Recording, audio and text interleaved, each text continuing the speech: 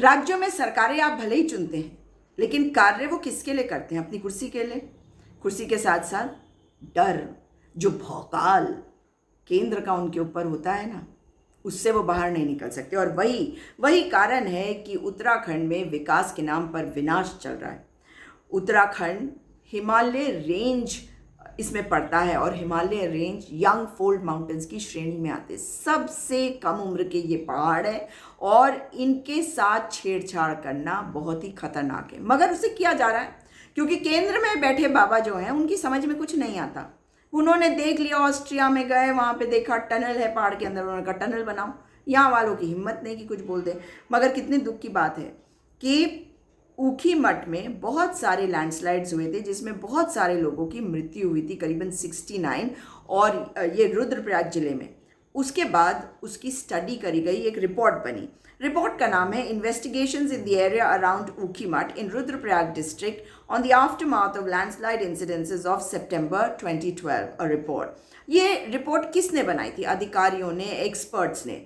और ये disaster mitigation and management centre, department of disaster management, Uttarakhand secretariat, Dehradun के द्वारा अक्टूबर 2012 में सबमिट करी गई। अब सवाल ये उठता है कि क्या हमारे अधिकारी गण भी अब बोलने को तैयार नहीं है? क्योंकि अधिकारी जो हैं वो बहुत सारे तो बाहर के होते हैं, क्योंकि वही सिस्टम है। अगर आप आईएएस ऑफिसर्स की बात करें, मगर कुछ तो होंगे ना, पीसीएस ऑफिसर्स भी होंगे, कुछ तो लोग होंगे आईएएस भी, जिनको ये समझ में आता हो कि आप पहाड़ों को तहस नहस नहीं कर सकते। दिल्ली वाले बाबा अगर कह देते हैं कि मैं ऑस्ट्रिया में किसी पहाड़ के अंदर टनल था, उसके अंदर गया, तो तुम यहाँ बना दो, तो ये तो यंग फोल्ड माउंटेन्स है, इनके साथ आप क्या खिलवाड़ कर रहे हैं? और हिमालय के साथ खिलवाड़ का मतलब है बहुत ही खतरनाक काम। मैं आपको इस रिपोर्ट में से अगर पढ़ के बताऊं तो इसमें जो विस्फोटक हैं उनके बारे में क्या कहा गया। और मैं ये बात क्यों कह रही हूँ? क्योंकि लखवाड़ प्रोजेक्ट में एक्सप्लोसिव्स का इस्तेमाल किया गया और वहाँ पर जो तहस नहस हो रहा है उसके बारे में बताऊंगी। लेकिन जो इस रिपोर्ट में लिखा है पहले आपको बता दूं।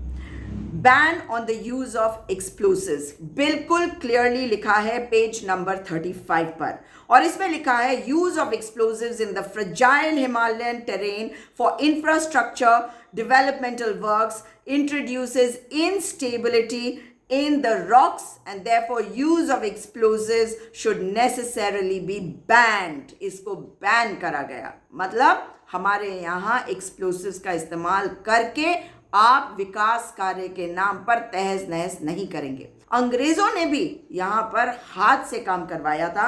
लेकिन चलिए आपको मैं अगला पॉइंट भी बता देती हूँ इसी रिपोर्ट का, जिसमें कहा गया है limiting construction of roads in the hills. तो इन्होंने एक्सप्लोसिव्स, विस्फोटकों को बैन करने के लिए कहा, और जो रोड्स हैं, सड़कें हैं पहाड़ों में, उसके कंस्ट्रक्शन को भी कम करने को कहा। Construction of roads is often highlighted as one of the prime reasons for landslides to occur. Landslides का सबसे बड़ा कारण जो रोड कंस्ट्रक्शन है वो बताया जाता है। Construction of roads is therefore required to be checked and limited. बहुत ध्यान से बनाना चाहिए और कम से कम होने चाहिए।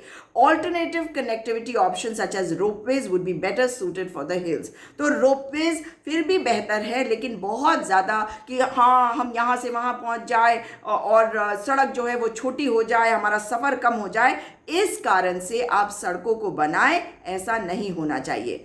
साथ ही बहुत सारी बातें इस रिपोर्ट में आई हैं, मगर लखवाड़ डैम की मैं बात करना चाहती हूँ आज, क्योंकि लखवाड़ डैम पर अभी कुछ दिन पहले हमने देखा कि विस्फोटकों का इस्तेमाल हुआ। और ये जब, और देखिए वहाँ पर हमारे को ये भी समझना पड़ेगा कि जब लखवाड़ डैम पर अभी कुछ दिन पहले 7 अप्रैल 2025 की सुबह को जब एलएनटी ने वहाँ पर विस्फोटकों का इस्तेमाल किया और ब्लास्टिंग इतनी बुरी तरह से करी, तो जो मलबा है वो तो यमुना में गया ही, साथ ही बहुत सारा जो मतलब पहाड़ है वो इतनी बुरी तरह से हिले कि वहाँ से भी मलबा जो है वो नीचे आया, यानी कि लैंडस्लाइड हुआ। और जब ये पोस्ट सोशल मीडिया पे वायरल हुआ तो बहुत सारी बातों को किया गया, लेकिन अब ये कहा जा रहा है कि जो गांव वाले हैं वो तुरंत गए और उन्होंने बुलाया पुलिस को खबर करी।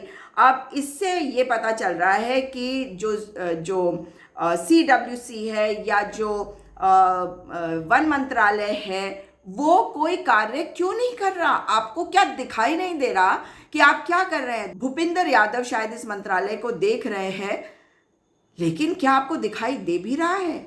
ये क्या करवा रहे हैं आप हमारे पहाड़ के साथ, ये आपको बताना होगा। जिस कारण से ये रिपोर्ट बनी थी, जब 69 लोगों की मृत्यु हुई थी और उसके बाद और लैंडस्लाइड्स के कारण, उसमें जो बातें कही गई, और बहुत पहले की बातें नहीं, आपकी सरकार केंद्र में 2014 में आई, 2012 में ये रिपोर्ट आई। तो इसके बाद अगर फिर भी आप जो भू धसाव की ओर ध्यान नहीं दे रहे, लैंडस्लाइड्स की ओर ध्यान नहीं दे रहे, और हम सीस्मिक जोन पे हैं, यानी कि हमारे यहाँ अर्थक्वेक्स ज़्यादा होते हैं। 1991 का अर्थक्वेक नहीं भूल सके हम, 1999 का अर्थक्वेक, उसके अलावा भी बहुत सारे अर्थक्वेक होते हैं। आप फॉल्ट लाइंस को ख़त्म कर दे रहे हैं। फॉल्ट लाइंस पर खुदाई करके देहरादून के बीचों बीच MDF यानी कि महेंद्रगढ़ देहरादून फॉल्ट लाइन पर आपने कंस्ट्रक्शन की परमिशन कैसे दी? वहां पर होटल कैसे बनेगा? सिर्फ इसलिए क्योंकि आपको अमीरों की सरकार चलानी है, लेकिन तहस नहस करके तो उत्तराखंड को आप छोड़ेंगे। ये बहुत कम समय के लिए किसी का फायदा हो सकता है, मगर पर्यावरणीय नुकसान जो है वो सदा सदा के लिए हमारे लिए है। और ये भी कहा जा रहा है कि उत्तराखंड में कोई बहुत बड़ा अर्थक्वेक आ सकता है, क्योंकि इंटरनल एक्टिविटी जो है वो बहुत ज़्यादा हो रही है। तो इतने सारे आप अगर फॉल्ट लाइन के ऊपर बड़े बड़े मकान बनाने की परमिशन दे रहे हैं, तो आप किधर ले जा रहे हैं उत्तराखंड को? मुख्यमंत्री पुष्कर सिंह धामी से बोला नहीं जाता, केंद्र को, अपने राज्य को बचाया नहीं जाता। शायद एक दिल्ली में बैठे हुए हैं, इनको भी शायद अब दिल्ली ही जाना होगा।